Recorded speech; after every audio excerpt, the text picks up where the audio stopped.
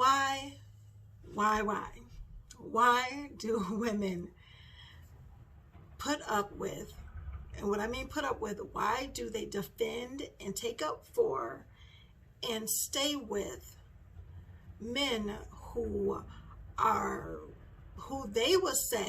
women would say are immature, disrespectful, uncaring, unkind, and other negative things that they will say? Why stick with them? Why stay with them? And why have a problem if they are looking to be with someone else? Assalamu alaikum, peace. It's Nyla, Coach Nyla, one of the co-founders of Outstanding Personal Relationships and OutstandingPersonalRelationships.com. Yes, in this video, I want to talk about or address some issues. The thing is that it boggles my mind. These are issues that boggle my mind, and I have to speak on it, and I have to do a video on it, and a vlog or a blog or whatever you want to call it, on this topic, because this needs to be put on different platforms. Like you said, whether it's the blog, whether it's the vlog, whether it's on the IG, Instagram, social media, whatever, because I'm seeing it all too often. We're getting tons and tons and tons of questions and emails and things like that. And a lot of the emails come to the point where there are women who are married, who are in polygyny, or not even in polygyny. Some are in polygyny, some are not in polygyny. And they're having an issue with polygyny. That's not the problem. The problem is not that they're having an issue with polygyny, and it's not that they're having an issue with polygyny as as an idea, or a polygyny as what it's supposed to be. They're having an issue with what polygyny is in their lives, which is not always what polygyny is supposed to play out as, because there are rules to it. Well, in Islam, there's definitely rules to its regulations. Islam regulates polygyny. The thing is, though, I see a number of sisters, not just sisters as in Muslim sisters, but sisters as in women, my sisters, that have an issue with their husband marrying another wife, with their husband even thinking of wanting to marry another wife, their husband even speaking about marrying another wife. And the crazy thing is not that it's a lot of the issues is that they will feel that they'll have the lack of love or different things like that. Some of the things is that they're saying that my husband is immature, my husband is this, he's cheated on me, he's done these different things, and it's these negative things that they see. And I'm like, why hold on to that? Why are we doing that? Why are we holding on to something that is causing us a lot of stress and a lot of strife? Not saying that men are doing that's just men, because I don't believe that at all. But there are immature guys out there. There are people out there that are not ready for marriage, period. Not just, being not ready for polygyny, but not ready for marriage, period. They're immature. They need to grow up. They need to grow. That's not to diss anybody. That's saying we all have something that we need to grow on.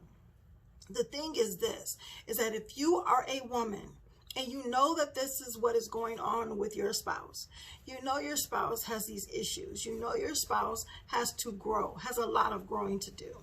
What is the main problem? If you have an issue with it, if you have a problem with it, if it's causing you strife, if it's causing you grief, then why are you sticking there? Why are you staying? We tend to diminish our brand by settling. We tend to diminish our brand by saying, you know what? Maybe this is the best I can get. Because technically that's what you're saying by not voicing it, by not saying it verbally.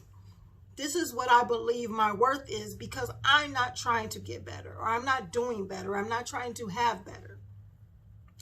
Because when it comes down to it, when it comes to having a spouse, when it comes to being married, you should want peace. This should be a person that you grow with, that you connect with, that you build with, that you have peace with, that you have, yes, it can come with challenges. It can come with issues. It can come with things as far as that.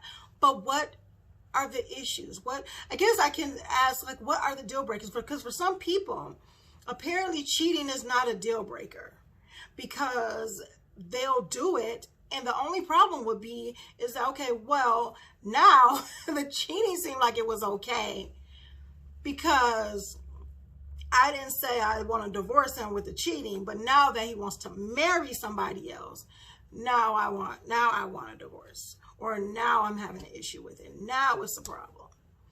Now, it may have been a problem before, but the straw, I guess, that broke the camel's back is now he want to marry. Now he wants to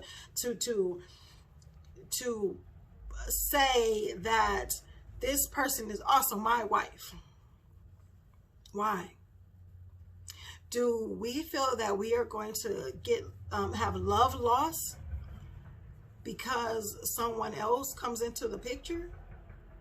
Do we feel that way? Has that ever been the case in our lives? And that's why we feel that way. Those who have siblings and those who have younger siblings, have you experienced love loss of your parent, that your parent just stopped loving you or loved you a whole lot less just because a sibling came along? Not because you did something or possibly, beat the sibling up or disrespected the sibling or anything like that. No, just because the sibling happened to come into your life or come into everybody's life. Has that happened? I don't know. To some people it may have, and that could be an issue, and that could be the reason why they feel these different things. With the addition of another person, the love, their love is lost instead of love expanding, which love expands. I mean, I see it a lot, not just within my family, but just period, the expansion of love. But some people are not taught that. So my thing is, I just wonder, I'm like, what is the issue? What is the thing? What is the thing that says, you know what? I know these are some issues. I know this is something that I don't want. I know this is a bad thing, but I'm going to stay with this person, but this person cannot bring somebody else in. This person cannot get married. Like, I'm controlling their life, because they cannot get married to anybody else. They can only be married to me. And this is the reason why I say they're controlling this other person's life, because I always talk about mind your marriage. Because no matter who your husband marries, that's his marriage to that person. If he decides to practice polygyny, who he marries is who he marries, and that's their marriage. And that's what it's supposed to be. Your marriage is yours, his marriage is his. Their marriage shouldn't infringe on yours, and your marriage shouldn't infringe on theirs. Yes, when it comes to family and intertwining and everything like that, yeah, that's a family. That's to say that, my brother gets married and, and I get married, like my brother's wife is part of the family now. My husband is part of the family now. Yeah, it intertwines, and, kids that come from it, they visit, they build, is the building of a family. Yeah, it's more intimate. It's more close because now it's just one husband. So yeah, things will intertwine. But as far as marriage is concerned, like my marriage is my marriage and my brother's marriage is his marriage. It's not nothing that intertwines with that. And no, I'm not married to my brother or anything like that. I'm just saying that these marriages are separate. Same thing, same way is that if you are married, if your husband is married to someone else, that marriage is their marriage. Your marriage is your marriage. And whatever, siblings or offspring and everything like that come, they're siblings that can intertwine. If you and your co-wife decide to be friends, which you don't have to be, but it would be great. And the reason why I say it would be great because it causes a lot less stress all around the board. And I'm saying that from experience.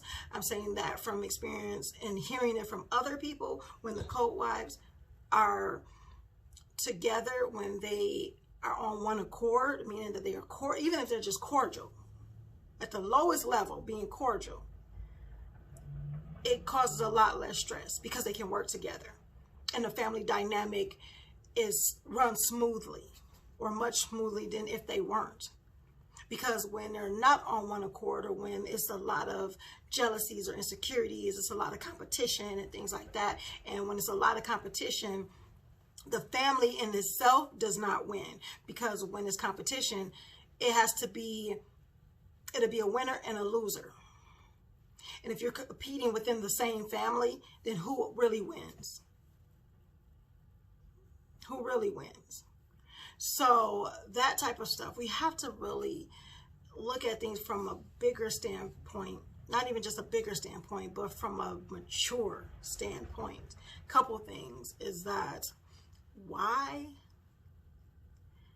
will we want somebody who is not going to be mature enough to handle marrying someone else? And I'm not saying that I'm not saying if that's even a thought in the head, but just being able to expand it. Are they mature enough to even take care of children when children come along? Or to help raise children, to take care of a household, to take care of finances, to protect, to provide, to do these different things. If they're not at that level, then why are you subjecting yourself to mediocrity? Why? That's the thing that we need to ask ourselves. You know, what do you want your brand to be? Do you want your brand to just be a brand that settles? Or do you want to be an outstanding brand? Do you want that? Or do you want to be an average brand? Or do you want to be one of the best brands? And I'm thinking that, what brand do you want for your life? What brand do you want for yourself? What brand do you want for your relationship? For your marriage? And if you want a best brand, an outstanding brand, then you might want to be careful of who you allow to be a part of that brand. Did you marry your husband to have to drag him along? Did you marry your husband to be the savior? Because after a while, it gets old.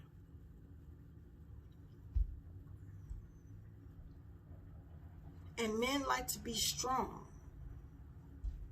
Real men. So, figure it out.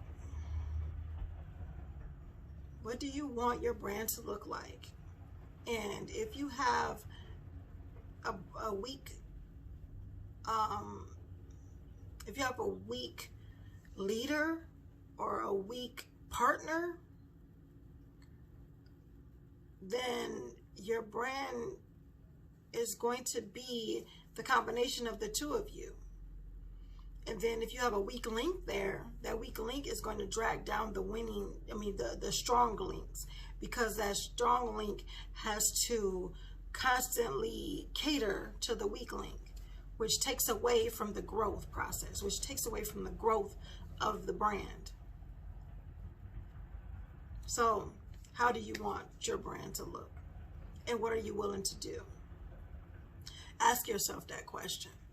Am I willing to who am I putting in my life? Ask yourself that question. Who am I putting in my life? And why am I putting them in my life? Why am I bringing them in my life? You have that choice. Are they going to help me win? Are we going to win together? Or is this going to be a person that's going to cause constant stress and struggle? And that's whether it's polygyny or whether it's in monogamy. It doesn't matter. A marriage is a marriage. The difference between monogamy and polygyny is that polygyny is a man married to more than one woman. And monogamy is just one spouse to one spouse. But in polygyny, the women are practicing monogamy because they're monogamously married to that man. But that man is also monogamously married to multiple women. He's not married to them all. Like to say, they're not all intertwined, I guess I should say, married to each other. They're not all married to each other. So whether it's polygyny, monogamy, whatever, what do you want your marriage brand to look like? What do you want your brand to look like? What do you want your life to look like? And how are you doing the things that you must do in order to create the brand and build the brand that you want? Those are the questions that I pose to you. Those are the action steps that I give you. Take a seat, write them out, and then after you have some clarity with that, then you can take the steps and create the plan to move forward in building the best brand that you desire, that you deserve, and that's going to allow you to have some peace and success in your life. Inshallah, God willing. So hope this helped. Hope you got some great information from this. Inshallah, God willing, I will see you in the next video. Make sure you are constantly practicing GLC, that you are loving. Make sure you're practicing GLC, that you are growing intentionally, loving fearlessly, and connecting on a higher level every single day. Inshallah, God willing, I will see you soon. Assalamu alaikum. Peace.